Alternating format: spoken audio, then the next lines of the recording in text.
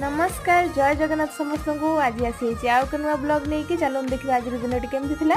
तो सब काम सारिकी मु चली ऑफिस मेट्रो आसिक पहुँची मेट्रो सब बेले एज यूजुअल रश। तो ऑफिस रे पहुँच सारिकी देखे तो मो बटरफ्लाई उड़ी जाता तो ताको आनिक लगेदेली देन लगी पड़ली काम आज बहुत काम थिला।